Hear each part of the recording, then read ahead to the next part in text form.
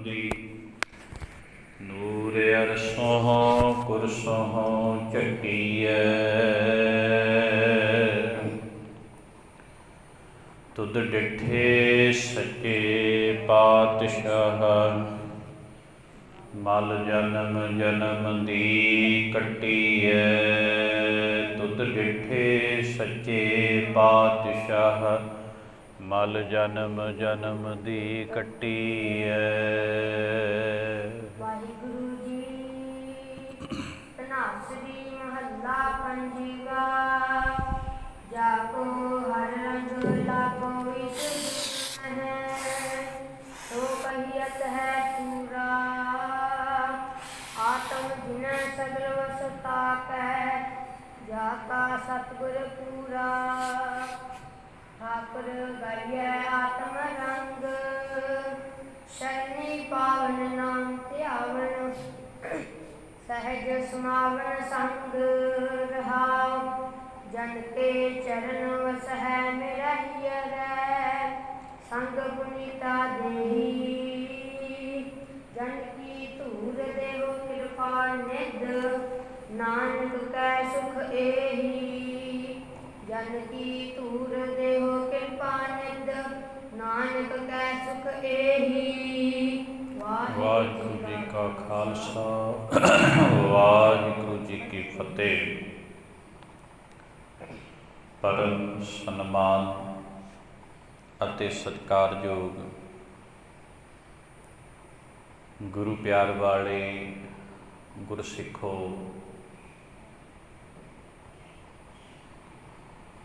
ਆਪ ਸਰਬੱਤ ਸਿੱਖ ਸੰਗਤ ਦੇ ਆਪਾਂ ਸਾਰਿਆਂ ਦੇ ਬਹੁਤ ਵੱਡੇ ਭਾਗ ਹਨ। ਸਾਨੂੰ ਪਾਤਸ਼ਾਹ ਨੇ ਆਪ ਸਮੱਤ ਬਖਸ਼ਿਸ਼ ਕਰਕੇ, ਆਪ ਉਦਮ ਬਖਸ਼ਿਸ਼ ਕਰਕੇ ਆਪਣੇ ਚਰਨਾਂ ਵਿੱਚ ਆਉਣ ਦਾ ਸੁਭਾਗ ਸਮਾਂ ਬਖਸ਼ਿਆ। ਆਓ ਸਾਰੀ ਸੰਗਤ ਪਿਆਰ ਸਤਿਕਾਰ ਦੇ ਨਾਲ ਅੱਜ ਦੇ ਮੁੱਖ ਬਾਤ ਅਤੇ ਅੱਜ ਸ੍ਰੀ ਗੁਰੂ ਅੰਗਦ ਦੇਵ ਸਾਹਿਬ ਪਾਤਸ਼ਾਹ ਜੀ ਦਾ ਗੁਰਤਾ ਗੱਦੀ ਦਿਵਸ ਹੈ। ਅੱਜ ਵਾਲੇ ਦਿਨ ਸ੍ਰੀ ਗੁਰੂ ਅੰਗਦ ਦੇਵ ਸਾਹਿਬ ਪਾਤਸ਼ਾਹ ਜੀ ਨੂੰ ਗੁਰੂ ਨਾਨਕ ਦੇਵ ਸਾਹਿਬ ਪਾਤਸ਼ਾਹ ਜੀ ਨੇ ਬਾਬਾ ਬੁੱਢਾ ਜੀ ਪਾਸੋਂ ਗੁਰਤਾ ਗੱਦੀ ਦਾ ਤਿਲਕ ਦਬਾ ਕੇ ਦੂਸਰੇ ਪਾਤਸ਼ਾਹ ਗੁਰੂ ਅੰਗਦ ਦੇਵ ਸਾਹਿਬ ਬਣਾਇਆ। ਆਓ ਥੋੜ੍ਹੇ ਸਮੇਂ ਤੋਂ ਜ਼ਿਆਦਾ ਲਾਹਾ ਲੈਣ ਦਾ ਯਤਨ ਕਰੀਏ। ਮੁੱਖ ਰਸਨਾ ਨੂੰ ਪਵਿੱਤਰ ਕਰੋ। ਸਾਰੀ ਸੰਗਤ ਆਖੋ ਜੀ ਵਾਹਿਗੁਰੂ ਜੀ ਕਾ ਖਾਲਸਾ, ਵਾਹਿਗੁਰੂ ਜੀ ਕੀ ਫਤਿਹ। ਅੱਜ ਦਾ ਜਿਹੜਾ ਪਾਵਨ ਮੁੱਖ ਵਾਕ ਹੈ, ਇਹ ਧੰਨ ਸ੍ਰੀ ਗੁਰੂ ਅਰਜਨ ਦੇਵ ਸਾਹਿਬ ਮਹਾਰਾਜ ਜੀ ਦੀ ਮੁਬਾਰਕ ਰਚਨਾ ਤੋਂ ਉਚਾਰਨ ਹੈ। ਵਾਹਿਗੁਰੂ ਜੀ। ਧਨਾਸਰੀ ਮਹੱਲਾ ਪੰਜਵਾ। ਪੰਚਮ ਪਾਤਸ਼ਾਹ ਗੁਰੂ ਅਰਜਨ ਦੇਵ ਸਾਹਿਬ ਵਚਨ ਕਰਦੇ ਹਨ। ਜਾਕੋ ਹਰ ਲੰਗ, ਜਾਕੋ ਹਰ ਰੰਗ ਲਾਗੋ ਇਸ ਜੁਗ ਮਹਿ, ਸੋ ਕਹੀਅਤ ਹੈ ਸੂਰਾ।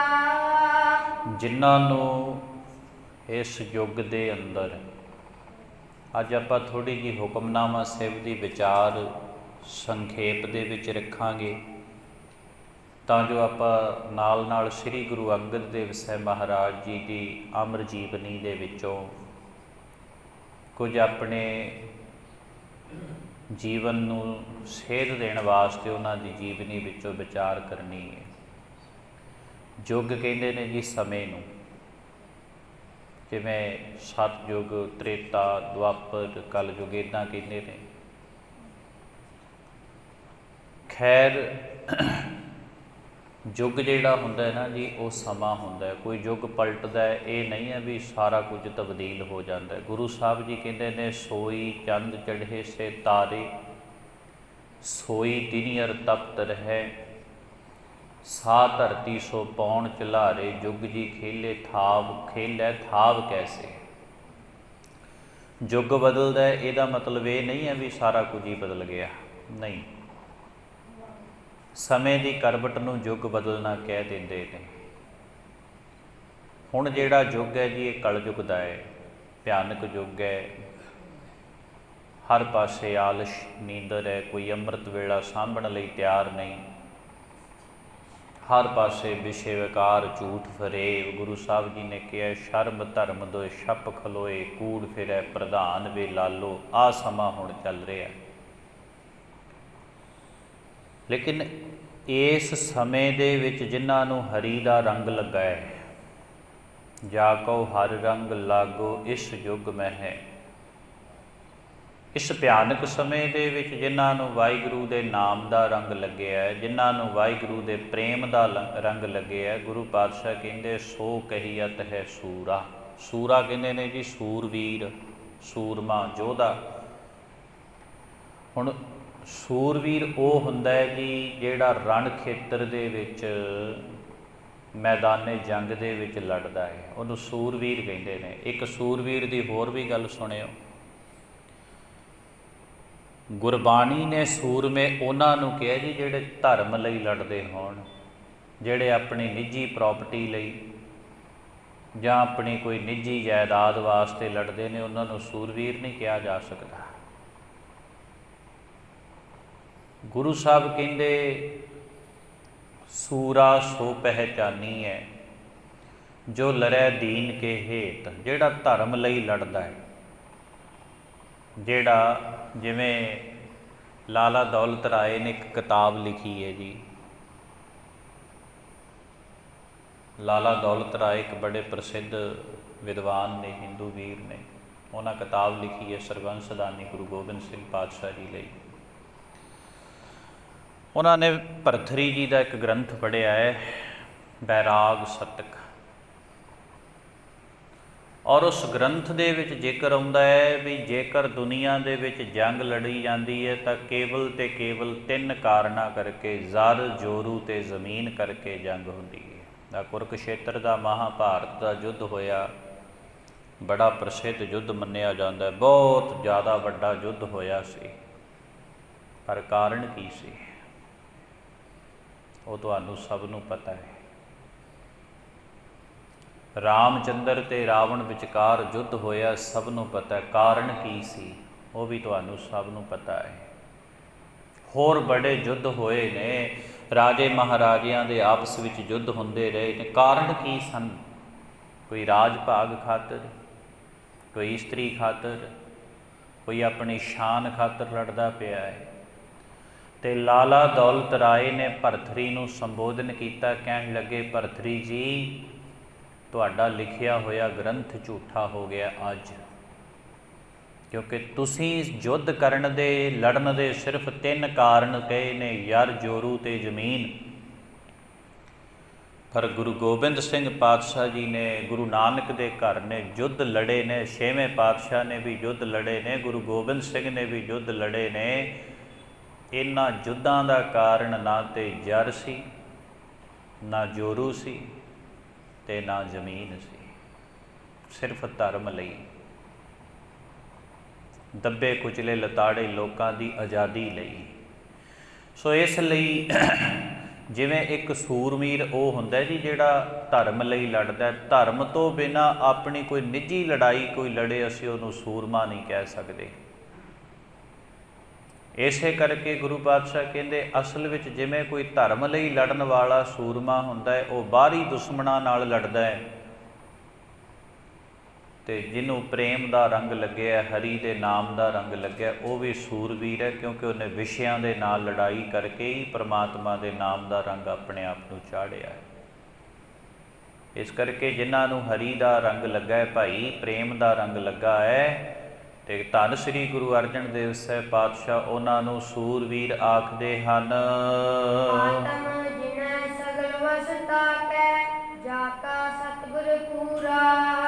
ਆਤਮ ਜਿਣੈ, ਹੁਣ ਸੂਰਵੀਰ ਹੈ ਨਾ ਜੀ ਜਿਹੜਾ ਉਹ ਮਨ ਨੂੰ ਜਿੱਤਦਾ ਹੈ। ਜਿਹੜਾ ਸੂਰਮਾ ਹੈ ਉਹ ਮਨ ਨੂੰ ਜਿੱਤਦਾ। ਇੱਥੇ ਆਤਮ ਸ਼ਬਦ ਦਾ ਅੱਖਰੀ ਅਰਥ ਮਨ ਕਰਨਾ ਹੈ ਜੀ। ਆਤਮ ਜਿਣੈ, ਜਿਣੈ ਦਾ ਭਾਵ ਜਿੱਤਣਾ। ਸਗਲ ਵਸ ਤਾਂ ਕੈ, ਉਹ ਫਿਰ ਸਾਰੇ ਪਾਸੇ ਫਤਿਹ ਕਰ ਲੈਂਦਾ ਜੀ, ਜਿਹਨੇ ਆਪਣੇ ਮਨ ਨੂੰ ਜਿੱਤ ਲਿਆ। ਹੁਣ ਆਪਾਂ ਸੋਚਦੇ ਹਾਂ ਵੀ ਉਹਨੇ ਫਤਿਹ ਕਿਵੇਂ ਕੀਤੀ। ਜਿਹੜਾ ਮਨ ਨੂੰ ਜਿੱਤ ਲੈਂਦਾ ਉਹ ਫਤਿਹ ਕਿਵੇਂ ਕਰਦਾ ਹੈ। ਹੁਣ ਸੁਣਿਓ, ਅੱਜ ਗੁਰੂ ਅੰਗਦ ਦੇਵ ਸਾਹਿਬ ਪਾਤਸ਼ਾਹ ਦਾ ਗੁਰਤਾ ਗੱਦੀ ਦਿਵਸ ਹੈ ਅਤੇ ਸ੍ਰੀ ਗੁਰੂ ਅੰਗਦ ਦੇਵ ਸਾਹਿਬ ਮਹਾਰਾਜ ਜੀ ਦਾ ਪਹਿਲਾ ਨਾਮ ਸੀ ਭਾਈ ਲਹਿਣਾ।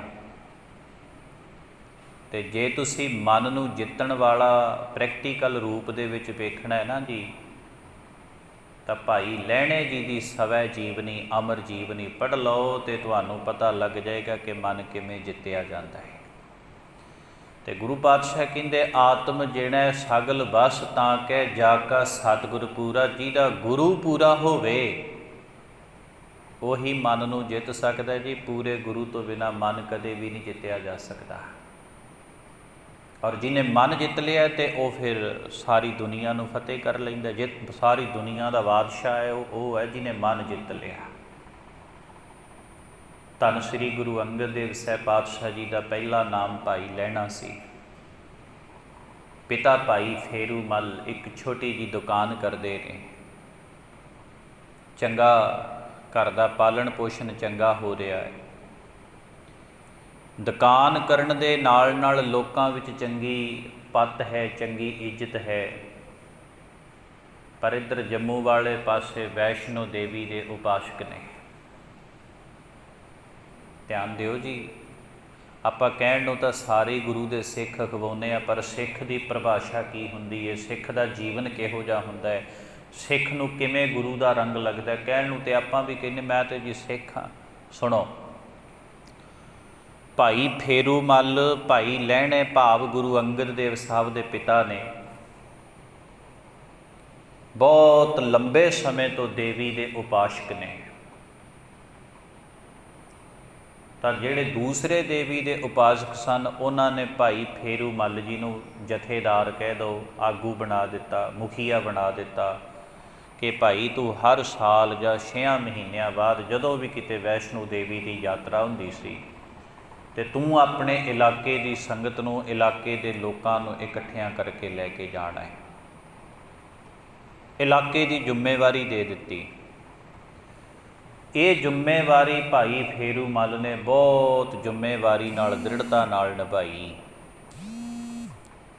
ਬਜ਼ੁਰਗ ਹੋ ਗਏ। ਜਿੱਦਣ ਸਰੀਰ ਛੱਡਣਾ ਨਾ ਉਦਣ ਭਾਈ ਲਹਿਣੇ ਦਾ ਤਕਰੀਬਨ 22-23 ਸਾਲ ਦੀ ਉਮਰ ਹੈ।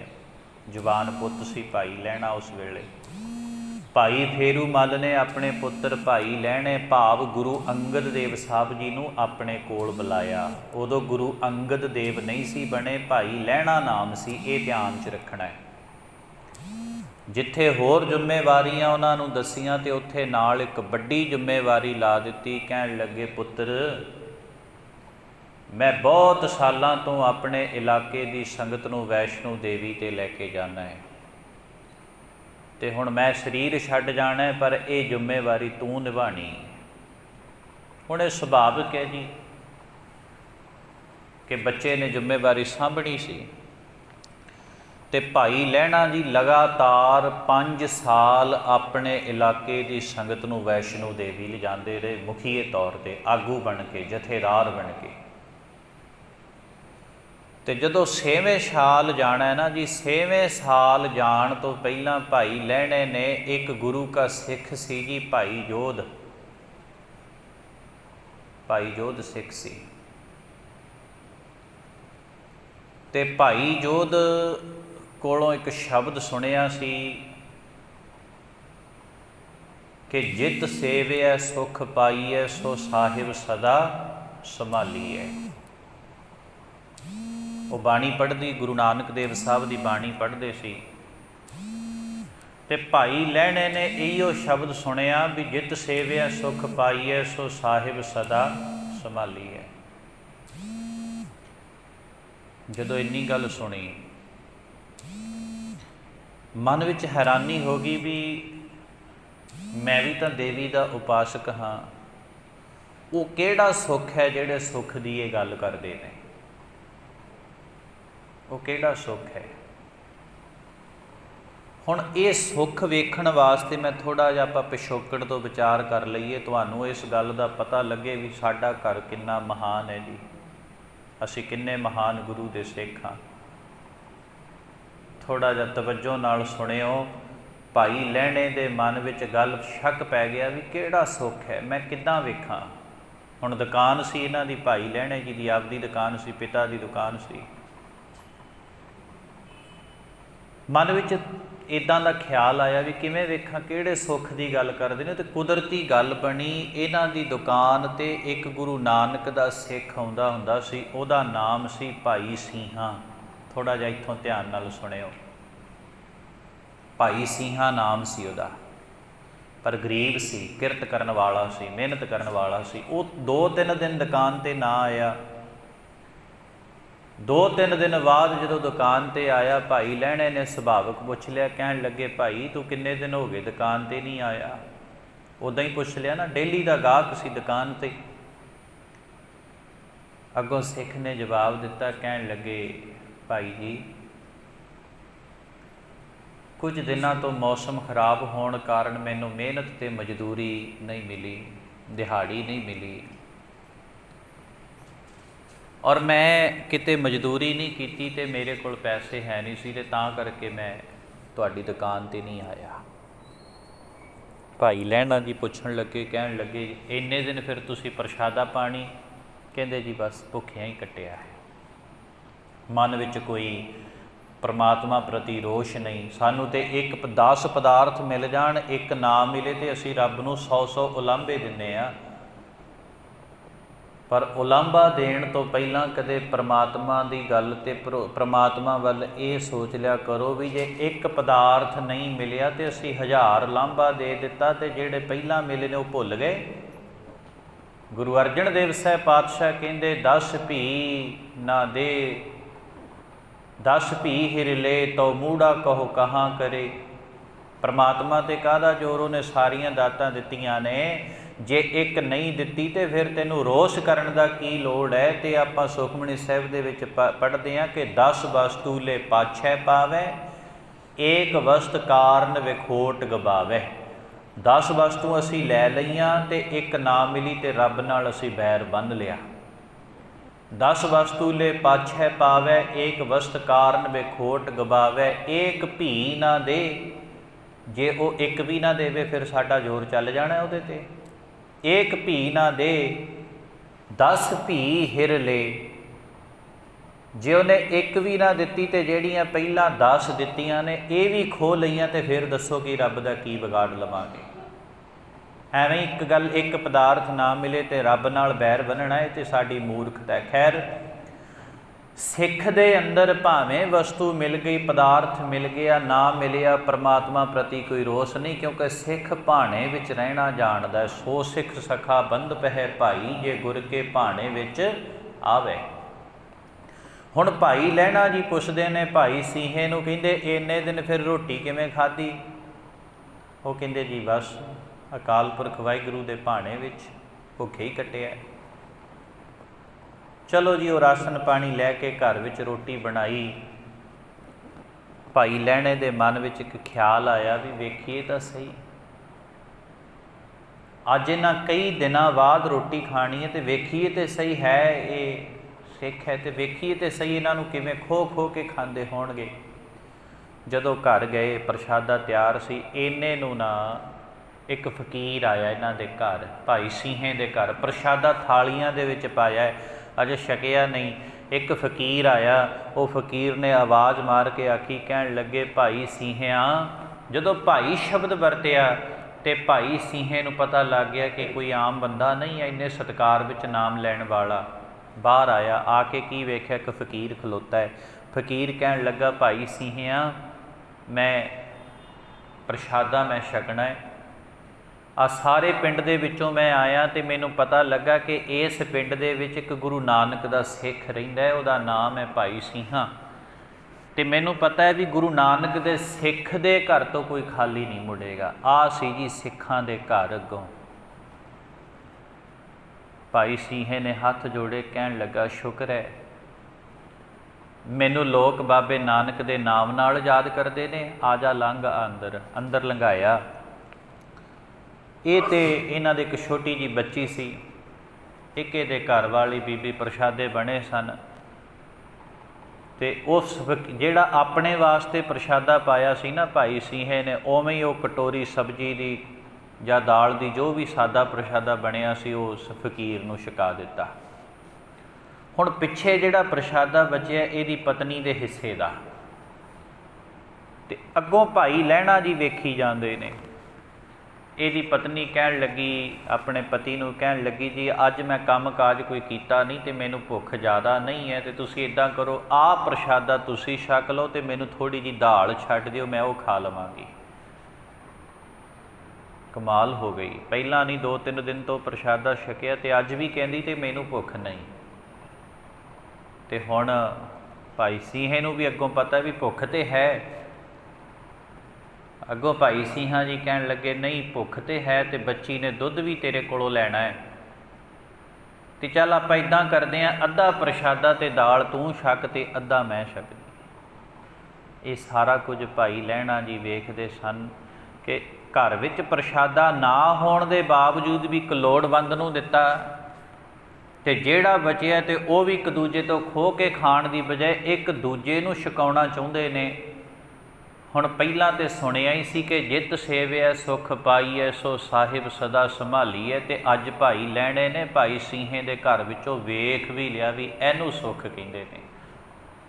ਬਸ ਫਿਰ ਭਾਈ ਲਹਿਣੇ ਤੋਂ ਰਿਹਾ ਨਹੀਂ ਗਿਆ, ਕਹਿੰਦੇ ਆਹ ਅਵਸਥਾ ਤੇਰੇ ਕੋਲ ਬਣੀ ਕਿੱਥੇ? ਤੇ ਭਾਈ ਸੀਹੇ ਦੱਸ ਦਿੱਤਾ, ਕਹਿਣ ਲੱਗੇ, ਗੁਰੂ ਨਾਨਕ ਹੈ, ਮੇਰੇ ਬਾਬੇ ਨਾਨਕ ਦੀ ਬਖਸ਼ਿਸ਼ ਦੇ ਨਾਲ ਸਾਨੂੰ ਦੁੱਖ ਦੇ ਵਿੱਚ ਵੀ ਸੁੱਖ ਮਨਾਉਣਾ ਆ ਜਾਂਦਾ ਹੈ। ਹੁਣ 6ਵਾਂ ਸਾਲ ਚੜ੍ਹਦਾ ਹੈ ਤੇ ਅੱਗੋਂ ਕਾਫਲਾ ਲੈ ਕੇ ਵੈਸ਼ਨੋ ਦੇਵੀ ਤੇ ਭਾਈ ਲਹਿਣੇ ਨੇ ਜਾਣਾ ਹੈ। ਪਰ ਮਨ ਵਿੱਚ ਐਤਕੀ ਦੁਬਿਧਾ ਪੈ ਗਈ ਵੀ ਜਾਵਾਂ ਕਿ ਨਾ ਜਾਵਾਂ, ਕਿਉਂਕਿ ਗੁਰੂ ਨਾਨਕ ਦਾ ਨਾਮ ਘਰ ਕਰ ਗਿਆ ਨਾ ਜੀ ਹਿਰਦੇ ਵਿੱਚ। ਗੁਰੂ ਨਾਨਕ ਦਾ ਨਾਮ ਘਰ ਕਰ ਗਿਆ ਤੇ ਹੁਣ ਭਾਈ ਲਹਿਣਾ ਜੀ ਤੁਰਤਾ ਪਏ ਕਾਫਲਾ ਲੈ ਕੇ, ਤੇ ਰਸਤੇ ਵਿੱਚ ਆਉਂਦਾ ਹੈ ਕਰਤਾਰਪੁਰ ਸਾਹਿਬ। ਉੱਥੇ ਆ ਕੇ ਨਾ ਭਾਈ ਲਹਿਣਾ ਜੀ ਆਪਣੇ ਨਾਲ ਲਿਆਂਦੇ ਹੋਏ ਕਾਫਲੇ ਨੂੰ ਕਹਿਣ ਲੱਗੇ ਵੀ ਗੱਲ ਸੁਣ ਲਓ ਮੇਰੇ ਮਿੱਤਰੋ, ਹਰ ਸਾਲ ਆਪਾਂ ਜਾਂਦੇ ਹਾਂ, ਵੱਖਰੀ ਗੱਲ ਹੈ, ਪਰ ਐਤਕੀ ਮੈਂ ਨਹੀਂ ਜਾਣਾ, ਤੇ ਮੈਂ ਜਾਣਾ ਸ੍ਰੀ ਕਰਤਾਰਪੁਰ ਸਾਹਿਬ ਬਾਬੇ ਨਾਨਕ ਦੇ ਦੀਦਾਰ ਕਰਨ, ਤੇ ਤੁਹਾਨੂੰ ਮੈਂ ਰੋਕਾਂਗਾ ਨਹੀਂ। ਜਿਹਨੇ ਜਾਣਾ ਤੁਸੀਂ ਜਾ ਸਕਦੇ ਹੋ, ਤੇ ਜਿਹਨੇ ਮੇਰੇ ਨਾਲ ਜਾਣਾ ਤੇ ਉਹ ਕਰਤਾਰਪੁਰ ਸਾਹਿਬ ਜਾ ਸਕਦਾ ਹੈ। ਚਲੋ ਕੁਝ ਸੰਗਤ ਉੱਧਰ ਨੂੰ ਚਲੀ ਗਈ, ਤੇ ਭਾਈ ਲਹਿਣਾ ਜੀ ਉੱਥੋਂ ਵੈਸ਼ਨੋ ਦੇਵੀ ਤੇ ਜਾਂਦੇ ਜਾਂਦੇ ਪਰਤ ਮੁੜ ਆਏ। ਪੁੱਛਦੇ ਆ, ਮੈਂ ਕਿਸੇ ਕੋਲੋਂ ਰਾਹ ਪੁੱਛ ਲਵਾਂ, ਕਰਤਾਰਪੁਰ ਸਾਹਿਬ ਪਹਿਲਾਂ ਕਦੀ ਗਿਆ ਨਹੀਂ ਨਾ। ਅੱਗੋਂ ਕੀ ਵੇਖਦਾ, ਕਰਤਾਰਪੁਰ ਸਾਹਿਬ ਦੇ ਥੋੜ੍ਹੀ ਜਿਹੀ ਦੂਰੀ ਤੇ ਨੇੜੇ ਹੀ ਇੱਕ ਬਜ਼ੁਰਗ ਹੈ, ਤੇ ਬਾਬਾ ਨਾਨਕ ਹੀ ਸੀ। ਉਹਨੂੰ ਤੇ ਬਜ਼ੁਰਗ ਲੱਗੇ ਨਾ, ਨਹੀਂ ਸੀ ਪਹਿਲਾਂ ਕਦੀ ਵੇਖਿਆ। ਇੱਕ ਬਜ਼ੁਰਗ ਇਤਿਹਾਸ ਵਿੱਚ ਕੋਈ ਲਿਖਦਾ ਵੀ ਚਲੋ ਖੜੇ ਸਨ, ਵੀ ਭਾਈ ਲਹਿਣੇ ਨੂੰ ਲੈਣ ਹੀ ਆਏ ਸੀ, ਤੇ ਚਲੋ ਕੋਈ ਕਰ ਰਿਹਾ ਵੀ ਉਹ ਕਿਰਤ ਕਰਦੇ, ਕਿਉਂਕਿ ਗੁਰੂ ਨਾਨਕ ਦੇਵ ਸਾਹਿਬ ਨੇ ਕਰਤਾਰਪੁਰ ਸਾਹਿਬ ਬਹੁਤ ਲੰਬਾ ਸਮਾਂ ਖੇਤੀ ਕੀਤੀ ਹੈ ਨਾ ਜੀ, ਹਲ ਵਾਹਿਆ ਹੈ, ਖੂਹ ਗੇੜਿਆ ਹੈ, ਤੇ ਕਰਤਾਰਪੁਰ ਸਾਹਿਬ ਬਹੁਤ ਲੰਬਾ ਸਮਾਂ ਖੇਤੀ ਕੀਤੀ, ਤੇ ਉੱਥੇ ਕਹਿੰਦੇ ਖੇਤਾਂ 'ਚ ਕੰਮ ਕਰਦੇ ਸਨ ਗੁਰੂ ਨਾਨਕ ਦੇਵ ਸਾਹਿਬ, ਕਿਰਤ ਕਰਦੇ ਸਨ। ਭਾਈ ਲਹਿਣਾ ਜੀ ਨੇ ਆਣ ਕੇ ਪੁੱਛਿਆ, ਕਹਿਣ ਲੱਗੇ, ਬਾਬਾ ਬਜ਼ੁਰਗਾ, ਇੱਥੇ ਕੋਈ ਗੁਰੂ ਨਾਨਕ ਨਾਮ ਕਰਕੇ ਫਕੀਰ ਰਹਿੰਦਾ ਹੈ, ਤੇ ਤੁਸੀਂ ਉਹਨੂੰ ਜਾਣਦੇ ਹੋ, ਉਹਦਾ ਘਰ ਜਾਣਦੇ ਹੋ? ਮੈਂ ਜਾਣਾ ਹੈ। ਗੁਰੂ ਨਾਨਕ ਦੇਵ ਸਾਹਿਬ ਖੜੇ ਹੋਏ, ਜਿਹੜੀ ਹੱਥ ਵਿੱਚ ਉਹਨਾਂ ਦੇ ਕੋਈ ਮਿਹਨਤ ਮਜ਼ਦੂਰੀ ਕਰਨ ਵਾਲੀ ਖੁਰਪੀ ਕਹਿ ਲਓ, ਉਹ ਛੱਡ ਦਿੱਤੀ। ਕਹਿਣ ਲੱਗੇ, ਹਾਂ ਮੈਂ ਗੁਰੂ ਨਾਨਕ ਨੂੰ ਜਾਣਦਾ। ਕਹਿੰਦੇ, ਮੈਨੂੰ ਰਸਤਾ ਦੱਸ ਦੇ। ਉਹ ਫਕੀਰ ਵਾਹਿਗੁਰੂ, ਉਹ ਭਾਈ ਲਹਿਣਾ ਜੀ ਕਹਿੰਦੇ, ਬਾਬਾ ਮੈਨੂੰ ਰਸਤਾ ਦੱਸ ਦੇ, ਕਿੱਧਰ ਜਾਵਾਂ? ਤਾਂ ਉਸ ਵੇਲੇ ਗੁਰੂ ਨਾਨਕ ਦੇਵ ਸਾਹਿਬ ਕਹਿੰਦੇ, ਨਹੀਂ ਮੈਂ ਰਸਤਾ ਨਹੀਂ ਦੱਸਣਾ, ਜੇ ਮੈਂ ਤੈਨੂੰ ਰਸਤਾ ਦੱਸ ਦਿੱਤਾ ਤੁਸੀਂ ਫਿਰ ਭੁੱਲ ਜਾਣਾ ਹੈ, ਭਟਕ ਜਾਣਾ ਹੈ, ਆਓ ਮੈਂ ਤੁਹਾਨੂੰ ਛੱਡ ਹੀ ਆਉਣਾ। ਕਹਿੰਦੇ ਚਲੋ। ਗੁਰੂ ਨਾਨਕ ਦੇਵ ਸਾਹਿਬ ਕਹਿੰਦੇ, ਲਿਆ ਤੇਰੇ ਘੋੜੇ ਦੀ ਲਗਾਮ ਮੈਨੂੰ ਫੜਾ ਦੇ। ਘੋੜੇ ਦੀ ਲਗਾਮ ਫੜ ਲਈ। ਗੁਰੂ ਨਾਨਕ ਦੇਵ ਸਾਹਿਬ ਅੱਗੇ ਅੱਗੇ ਭਾਈ ਲਹਿਣਾ ਜੀ ਦੇਖੋ 63 ਸਾਲ ਦੀ ਉਮਰ ਸੀ ਉਸ ਵੇਲੇ ਗੁਰੂ ਨਾਨਕ ਦੇਵ ਸਾਹਿਬ ਦੀ। 63 ਸਾਲ ਦਾ ਬਜ਼ੁਰਗ ਘੋੜੇ ਦੀ ਲਗਾਮ ਫੜ ਕੇ ਤੁਰਿਆ ਜਾਂਦਾ ਹੈ। ਤਕਰੀਬਨ 24-25 ਸਾਲ ਦਾ ਜਵਾਨ ਭਾਈ ਲਹਿਣਾ ਘੋੜੇ ਦੇ ਉੱਪਰ ਸਵਾਰ ਹੈ। ਇੱਕ ਗੱਲ ਇੱਥੇ ਹੋਰ ਥੋੜ੍ਹੀ ਜਿਹੀ ਧਿਆਨ ਦਿਓ, ਵੈਸੇ ਆਪਣਾ ਸਮਾਪਤੀ ਦਾ ਸਮਾਂ ਹੋ ਗਿਆ। ਗੁਰੂ ਗ੍ਰੰਥ ਸਾਹਿਬ ਜੀ ਦੇ ਵਿੱਚ ਇੱਕ ਬਾਣੀ ਆਉਂਦੀ ਹੈ ਘੋੜੀਆਂ ਦੀ, ਅਲਾਣੀਆਂ ਤੋਂ ਪਹਿਲਾਂ ਵਡਹੰਸ ਰਾਗ ਦੇ ਵਿੱਚ, ਤੇ ਉਸ ਬਾਣੀ ਦੇ ਵਿੱਚ ਜ਼ਿਕਰ ਆਉਂਦਾ, ਕਹਿੰਦੇ ਆਹ ਜਿਹੜਾ ਤੇਰਾ ਸਰੀਰ ਹੈ ਇਹ ਘੋੜਾ ਹੈ, ਮਨ ਇਹਦੇ ਤੇ ਅਸਵਾਰੀ ਕਰਦਾ ਹੈ, ਤੇ ਤੂੰ ਇੱਦਾਂ ਕਰ ਆਪਣੇ ਸਰੀਰ ਦੀ ਲਗਾਮ ਗੁਰੂ ਨੂੰ ਪਕੜਾ ਦੇ, ਤੇ ਜੇ ਤੂੰ ਸਰੀਰ ਦੀ ਲਗਾਮ ਗੁਰੂ ਨੂੰ ਪਕੜਾ ਦੇਂਗਾ ਤੇ ਤੇਰਾ ਮਨ ਵੀ ਗੁਰੂ ਚਰਨਾਂ ਵਿੱਚ ਟਿਕ ਜਾਏਗਾ। ਹੁਣ ਭਾਈ ਲਹਿਣੇ ਨੇ ਘੋੜੇ ਦੀ ਲਗਾਮ ਗੁਰੂ ਨਾਨਕ ਦੇ ਹੱਥ ਦੇਤੀ ਨਾ ਜੀ, ਤੇ ਆਪਾਂ ਆਪਣੇ ਸਰੀਰ ਨੂੰ ਘੋੜਾ ਬਣਾਉਣਾ ਹੈ ਤੇ ਆਪਣੇ ਸਰੀਰ ਦੀ ਲਗਾਮ ਗੁਰੂ ਦੇ ਹੱਥ ਵਿੱਚ ਦੇ ਦੇ। ਤੇ ਤੁਸੀਂ ਕਹੋਗੇ ਵੀ ਸਰੀਰ ਦੀ ਲਗਾਮ ਗੁਰੂ ਦੇ ਹੱਥ ਵਿੱਚ ਕਿਵੇਂ ਦੇਈਏ? ਗੁਰੂ ਦੀ ਮਰਿਆਦਾ ਆਪਣੇ ਸਰੀਰ ਤੇ ਲਾਗੂ ਕਰ ਲੈ, ਕੇਸਾਂ ਦਾ ਕਤਲ ਕਰਨਾ ਛੱਡ ਦੇ, ਕਿਉਂਕਿ ਗੁਰੂ ਨਾਨਕ ਨੂੰ ਕੇਸਾਂ ਨਾਲ ਪਿਆਰ ਹੈ। ਹੋਰ ਜਿਹੜੇ ਤਰ੍ਹਾਂ ਤਰ੍ਹਾਂ ਦੇ ਤੂੰ ਅੰਧ ਵਿਸ਼ਵਾਸੀ ਕਰਮ ਕਰਦਾ ਉਹਨਾਂ ਨੂੰ ਛੱਡ ਦੇ। ਜਿਵੇਂ ਗੁਰੂ ਨਾਨਕ ਦੇਵ ਸਾਹਿਬ ਕਹਿੰਦੇ ਨੇ ਉਵੇਂ ਆਪਣੇ ਸਰੀਰ ਨੂੰ ਤੋਰ, ਨਸ਼ਿਆਂ ਵਿੱਚੋਂ ਕੱਢ ਲੈ ਇਹਨੂੰ, ਵਿਕਾਰਾਂ ਵਿੱਚੋਂ ਕੱਢ ਲੈ ਇਹਨੂੰ, ਗੁਰੂ ਦੇ ਹੱਥ ਆਪਣੇ ਸਰੀਰ ਦੀ ਲਗਾਮ ਫੜਾ ਦੇ, ਤੇ ਫਿਰ ਵੇਖ ਤੇਰਾ ਮਨ ਕਿਵੇਂ ਜਿੱਤਿਆ ਜਾਏਗਾ। ਹੁਣ ਭਾਈ ਲਹਿਣਾ ਜੀ ਘੋੜੇ ਤੇ ਅਸਵਾਰ ਗੁਰੂ ਨਾਨਕ ਦੇਵ ਸਾਹਿਬ ਲਗਾਮ ਫੜ ਫੜ ਕੇ ਅੱਗੇ ਲੈ ਕੇ ਤੁਰੇ ਜਾਂਦੇ ਨੇ। ਜਾ ਕੇ ਕਹਿੰਦੇ ਲੈ ਭਾਈ ਪੁਰਖਾ ਇੱਥੇ ਘੋੜਾ ਬੰਨ੍ਹ ਦੇ, ਇੱਥੇ ਹੱਥ ਪੈਰ ਧੋ ਲੈ, ਆਰਾਮ ਕਰ ਲੈ, ਜਲ ਪਾਣੀ ਛਕ ਤੇ ਫਿਰ ਅੰਦਰ ਜਾ ਕੇ ਦਰਸ਼ਨ ਕਰ ਲਵੇਂ। ਭਾਈ ਲਹਿਣੇ ਨੇ ਜਲ ਪਾਣੀ ਛਕਿਆ, ਹੱਥ ਪੈਰ ਧੋਏ, ਭਾਵ ਥੋੜ੍ਹਾ ਸਮਾਂ ਆਰਾਮ ਕੀਤਾ, ਥਕਾਵਟ ਲਾਹੀ। ਹੱਥ ਪੈਰ ਧੋਣ ਦਾ ਮਤਲਬ ਥਕਾਵਟ ਲਾਹੀ, ਜਲ ਪਾਣੀ ਛਕਿਆ। ਉਸ ਤੋਂ ਬਾਅਦ ਜਦੋਂ ਅੰਦਰ ਜਾਂਦੇ ਨੇ ਤੇ ਅੰਦਰ ਜਾ ਕੇ ਕੀ ਵੇਖਦੇ ਨੇ ਕਿ ਗੁਰੂ ਨਾਨਕ ਦੇਵ ਸਾਹਿਬ ਇੱਕ ਪਲੰਗ ਤੇ ਬੈਠੇ, ਤੇ ਸਾਹਮਣੇ ਭਾਈ ਲਹਿਣੇ ਨੇ ਵੇਖਿਆ ਇਹ ਤੇ ਉਹੀ ਬਜ਼ੁਰਗ ਹੈ ਜਿਹੜਾ ਮੈਨੂੰ ਲੈ ਕੇ ਆਇਆ ਹੈ। ਫਿਰ ਵੀ ਸ਼ੱਕ ਜਿਹਾ ਕੀਤਾ, ਕਿਸੇ ਕੋਲੋਂ ਪੁੱਛਿਆ, ਕਹਿੰਦੇ ਮੈਂ ਗੁਰੂ ਨਾਨਕ ਦੇ ਦਰਸ਼ਨ ਕਰਨੇ ਹੈ। ਸੰਗਤ ਵਿੱਚੋਂ ਬੈਠੇ ਕਿਸੇ ਗੁਰਸਿੱਖ ਨੇ ਆਵਾਜ਼ ਦਿੱਤੀ, ਕਹਿੰਦੇ ਉਹ ਵੇਖ ਸਾਹਮਣੇ ਜੋ ਘੋੜੀ ਜੋ ਪਲੰਗ ਦੇ ਉੱਪਰ ਬੈਠੇ ਨੇ ਉਹੀ ਗੁਰੂ ਨਾਨਕ ਦੇਵ ਸਾਹਿਬ ਨੇ। ਬਸ ਫਿਰ ਕੀ ਸੀ, ਚੇਟਕ ਤਾਂ ਪਹਿਲਾਂ ਲੱਗੀ ਹੋਈ ਸੀ, ਰੰਗ ਤਾਂ ਪਹਿਲਾਂ ਚੜ੍ਹਿਆ ਹੋਇਆ ਸੀ ਭਾਈ ਸਿੰਘੇ ਤੇ ਭਾਈ ਜੋਧ ਕੋਲੋਂ। ਜਦੋਂ ਗੁਰੂ ਨਾਨਕ ਦੇਵ ਸਾਹਿਬ ਨੂੰ ਪਲੰਗ ਤੇ ਬੈਠਿਆਂ ਵੇਖਿਆ, ਇੱਕਦਮ ਰੋ ਕੇ ਭੱਜ ਕੇ ਗੁਰੂ ਪਾਤਸ਼ਾਹ ਦੇ ਚਰਨ ਫੜ ਲਏ, ਕਹਿਣ ਲੱਗੇ ਪਾਤਸ਼ਾਹ ਮੈਂ ਤੇ ਧਰਮ ਕਮਾਉਣ ਵਾਸਤੇ ਆਇਆ ਸੀ ਤੇ ਪਾਪ ਕਮਾ ਬੈਠਿਆ। ਗੁਰੂ ਸਾਹਿਬ ਕਹਿੰਦੇ ਭਾਈ ਕਿਉਂ? ਕਹਿੰਦੇ ਕਿਉਂ ਪਾਪ ਕਮਾ ਬੈਠੇ ਮਹਾਰਾਜ ਜੀ? ਤੁਸੀਂ ਪੈਦਲ ਚੱਲ ਕੇ ਆਏ ਹੋ ਮੇਰੇ ਘੋੜੇ ਦੀ ਲਗਾਮ ਫੜ ਕੇ, ਤੇ ਮੈਂ ਘੋੜੀ ਉੱਪਰ ਸਵਾਰ, ਆਪ ਜੀ ਦਾ ਮੇਰੇ ਤੋਂ ਅਣਜਾਣ ਪੁਣੇ ਵਿੱਚ ਨਰਾਦਰ ਹੋ ਗਿਆ, ਆਪ ਜੀ ਦੀ ਬੇਅਦਬੀ ਹੋਈ। ਗੁਰੂ ਸਾਹਿਬ ਕਹਿੰਦੇ ਨਹੀਂ ਭਾਈ ਇਹ ਗੱਲ ਮਨ ਤੇ ਨਾ ਲਾ, ਕੋਈ ਗੱਲ ਨਹੀਂ, ਤੂੰ ਇਹ ਦੱਸ ਤੇਰਾ ਨਾਮ ਕੀ ਹੈ? ਅੱਗੋਂ ਭਾਈ ਲਹਿਣਾ ਜੀ ਕਹਿਣ ਲੱਗੇ ਜੀ ਮੇਰਾ ਨਾਮ ਮੇਰੇ ਬਾਪੂ ਨੇ ਭਾਈ ਲਹਿਣਾ ਰੱਖਿਆ ਹੈ। ਗੁਰੂ ਸਾਹਿਬ ਕਹਿੰਦੇ ਫਿਰ ਕਾਹਦਾ ਤੂੰ ਪਾਪ ਕਮਾਇਆ? ਲੈਣ ਵਾਲਾ ਹਮੇਸ਼ਾ ਸਵਾਰ ਹੋ ਕੇ ਆਉਂਦਾ ਹੈ। ਜੇ ਤੇਰਾ ਲਹਿਣੇ ਦਾ ਭਾਵ ਹੈ ਲੈਣ ਵਾਲਾ ਹਮੇਸ਼ਾ ਲੈਂਦਾ ਰਵੇ, ਤੇ ਮੈਂ ਤੇਰਾ ਕਰਜ਼ ਦੇਣਾ ਤੇ ਤੂੰ ਲੈਣ ਵਾਸਤੇ ਆਇਆ, ਤੇ ਲੈਣ ਵਾਲਾ ਸ਼ਾਹੂਕਾਰ ਕਹਿ ਲਓ ਜਾਂ ਕਰਜ਼ ਲੈਣ ਵਾਲਾ ਸੇਠ ਹਮੇਸ਼ਾ ਅਸਵਾਰ ਹੋ ਕੇ ਹੀ ਆਉਂਦਾ ਹੈ। ਉਸ ਵੇਲੇ ਤਾਂ ਭਾਈ ਲਹਿਣਾ ਸਮਝ ਨਾ ਸਕਿਆ। ਗੁਰੂ ਨਾਨਕ ਦੇਵ ਸਾਹਿਬ ਕਹਿੰਦੇ ਤੈਨੂੰ ਦੇਣਾ ਬਹੁਤ ਕੁਝ ਹੈ, ਪਰ ਇਹਦੇ ਵਾਸਤੇ ਤੈਨੂੰ ਯੋਗ ਬਣਨਾ ਪਵੇਗਾ, ਯੋਗ ਬਣਨ ਵਾਸਤੇ ਤੈਨੂੰ ਸੇਵਾ ਕਰਨੀ ਪਏਗੀ। ਉਸ ਦਿਨ ਤੋਂ ਭਾਈ ਲਹਿਣਾ ਜੀ ਫਿਰ ਕਰਤਾਰਪੁਰ ਸਾਹਿਬ ਐਸੀ ਸੇਵਾ 'ਚ ਲੱਗੇ। 7 ਸਾਲ ਲਗਾਤਾਰ। ਆਪਾਂ ਤਾਂ ਇੱਥੇ 10 ਦਿਨ ਸੇਵਾ ਕਰ ਲਈਏ ਤੇ ਆਪਣੇ ਆਪ ਨੂੰ ਕਹਿੰਦੇ ਆ ਵੀ ਮੇਰੇ ਵਰਗਾ ਕੌਣ ਹੈ। 7 ਸਾਲ ਲਗਾਤਾਰ ਭਾਈ ਲਹਿਣੇ ਨੇ ਗੁਰੂ ਨਾਨਕ ਦੇ ਹੁਕਮ ਦੀ ਤਾਮੀਲ ਕੀਤੀ, ਤਾਬਿਆਦਾਰੀ ਕੀਤੀ, ਔਰ 7 ਸਾਲਾਂ ਬਾਅਦ ਗੁਰੂ ਨਾਨਕ ਦੇਵ ਸਾਹਿਬ ਨੇ ਜੋਤੀ ਜੋਤ ਸਮਾਉਣਾ ਸੀ।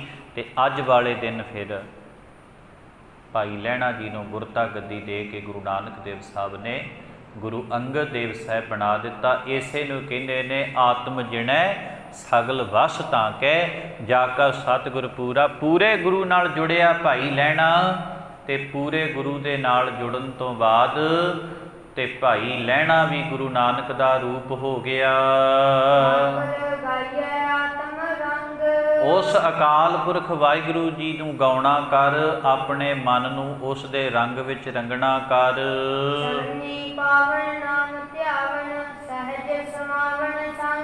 ਜਦੋਂ ਤੂੰ ਉਸ ਠਾਕੁਰ ਨੂੰ ਗਾਵੇਂਗਾ ਨਾ, ਮਨ ਦੇ ਰੰਗ ਨੂੰ, ਆਪਣੇ ਮਨ ਨੂੰ ਉਹਦੇ ਰੰਗ ਵਿੱਚ ਰੰਗ ਲਵੇਂਗਾ, ਔਰ ਉਹਦੀ ਸ਼ਰਨ ਵਿੱਚ ਪੈਣ ਨਾਲ, ਉਹਦਾ ਨਾਮ ਧਿਆਉਣ ਨਾਲ ਤੈਨੂੰ ਸੁਤੇ ਸਿੱਧ ਸਹਿਜ ਸਮਾਵਨ ਸੰਗ, ਤੇ ਤੂੰ ਸੁਤੇ ਸਿੱਧ ਹੀ ਉਹਦੇ ਵਿੱਚ ਅਭੇਦ ਹੋ ਜਾਵੇਂਗਾ। ਜਿਵੇਂ ਭਾਈ ਲਹਿਣਾ ਗੁਰੂ ਨਾਨਕ ਵਿੱਚ ਅਭੇਦ ਹੋ ਕੇ ਗੁਰੂ ਨਾਨਕ ਦਾ ਰੂਪ ਬਣ ਗਿਆ, ਤੂੰ ਵੀ ਗੁਰੂ ਦੀ ਸ਼ਰਨ ਵਿੱਚ ਪੈ ਕੇ ਨਾਮ ਧਿਆ ਤੇ ਤੂੰ ਵੀ ਗੁਰੂ ਦਾ ਰੂਪ ਬਣ ਜਾਵੇਂਗਾ। ਸਤਿਗੁਰੂ ਜੀ ਵਿਸਰਾਮ ਉਪਰੰਤ ਬਚਨ ਕਰਦੇ ਹਨ।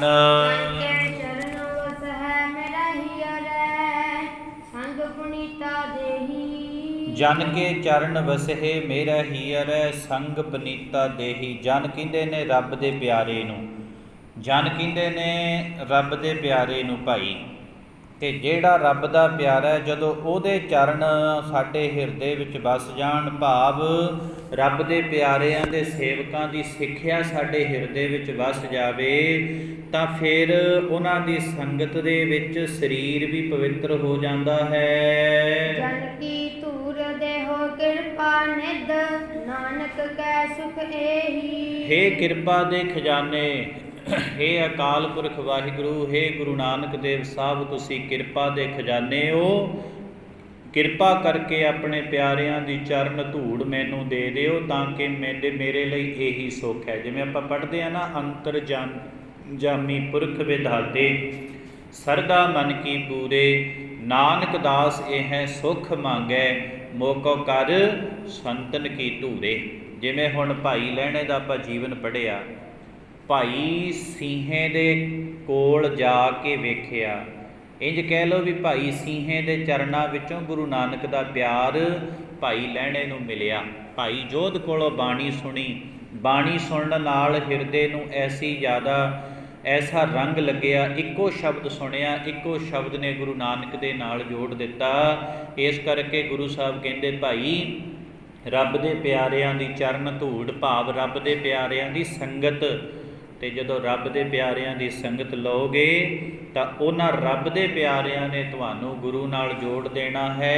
ਇਸ ਕਰਕੇ ਗੁਰੂ ਪਾਤਸ਼ਾਹ ਕਹਿੰਦੇ ਜਨ ਕੀ ਧੂਰ ਦੇਹੋ ਕਿਰਪਾ ਨਿਧ, ਨਾਨਕ ਕੈ ਸੁਖ ਏਹੀ। ਮੇਰੇ ਲਈ ਇਹੋ ਹੀ ਸੁੱਖ ਹੈ ਕਿ ਮੈਨੂੰ ਆਪਣੇ ਪਿਆਰਿਆਂ ਦੀ ਚਰਨ ਧੂੜ ਬਖਸ਼ਣਾ ਕਰ, ਆਪਣੇ ਪਿਆਰਿਆਂ ਦੇ ਚਰਨਾਂ ਨਾਲ ਜੋੜਨਾ ਕਰ, ਮੇਰੇ ਲਈ ਇਹੋ ਹੀ ਸੁੱਖ ਹੈ। ਸੋ ਸਾਰੀਆਂ ਸਿੱਖ ਸੰਗਤਾਂ ਦੇ ਵੱਡੇ ਭਾਗ ਗੁਰੂ ਸਾਹਿਬ ਕਿਰਪਾ ਕਰਨ, ਇਸੇ ਤਰ੍ਹਾਂ ਸਾਨੂੰ ਆਪਣੇ ਚਰਨਾਂ ਦੇ ਨਾਲ ਜੋੜ ਕੇ ਰੱਖਣ।